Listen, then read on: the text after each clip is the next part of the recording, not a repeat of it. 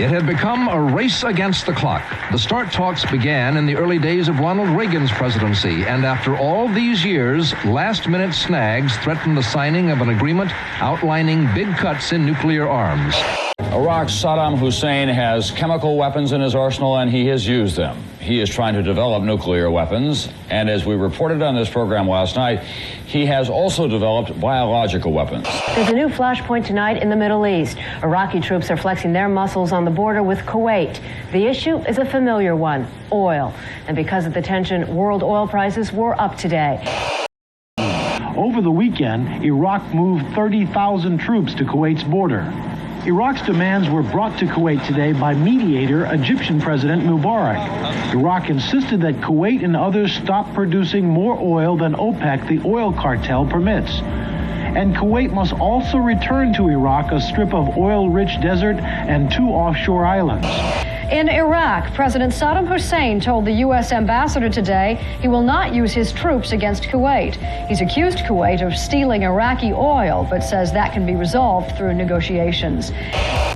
It is a prescription for war, this Iraqi invasion of Kuwait, the tiny country that is a primary source of oil for much of the Western world. But tonight, the United States, the Soviet Union, Israel, and other powers are concentrating on diplomatic and economic solutions to this surprising and dangerous development.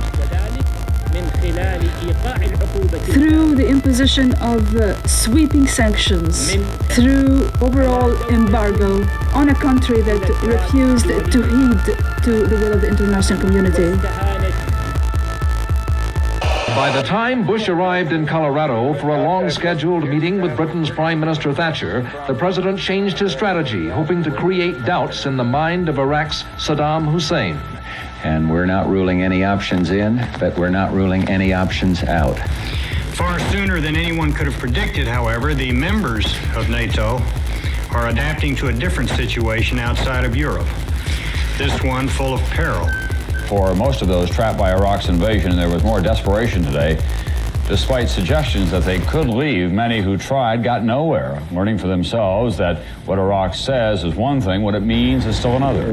Once again, he sent a mixed message to an increasingly anxious and hostile world. At this news conference, he issued a threat and an appeal for a political solution to the crisis.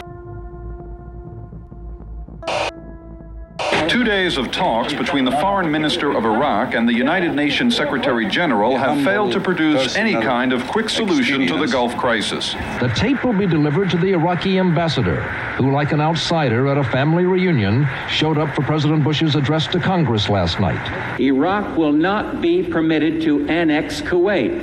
And that's not a threat, it's not a boast, it's just the way it's going to be.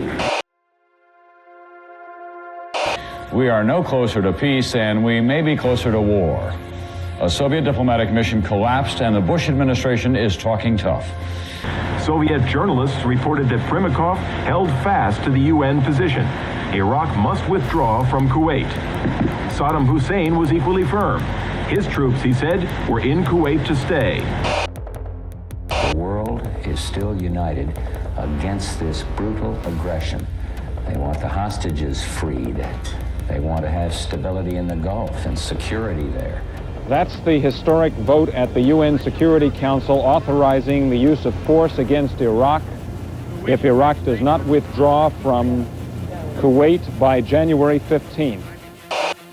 The American troops are working every day trying to keep a sharp edge. As NBC's Keith Miller reports now, this is a frustrating time. A frustrated George Bush has offered 15 different days acceptable to him for the Baker mission, but Saddam says no.